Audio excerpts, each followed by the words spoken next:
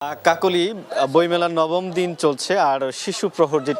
সেটির দ্বিতীয় দিন দ্বিতীয় সপ্তাহ সেটি চলছে এবং আরেকটি শুক্রবার পাওয়া যাবে যেটি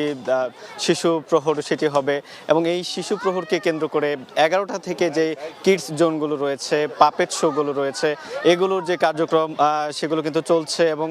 দেখছেন যে শিশুদের যে উপচে পড়া উপস্থিতি সকাল থেকেই তারা তাদের পরিবারের সাথে স্বজনদের সাথে এখানে এসে বিভিন্ন প্রতিযোগিতা খেলাধুলায় অংশ নিচ্ছেন। আমরা সোহরাওয়ার্দী উদ্যানে যে প্রাঙ্গণে রয়েছে এর পাশেই পাপেট শো সেখানেও দেখেছি যে বিপুল সংখ্যক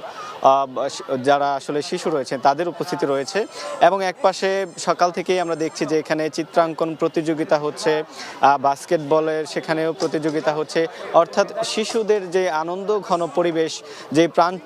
প্রাণ চাঞ্চল্য সেটি কিন্তু ফিরে পেয়েছে এই সোহরাওয়ার্দী উদ্যান এবং বাংলা একাডেমি যে প্রাঙ্গণ রয়েছে এখানে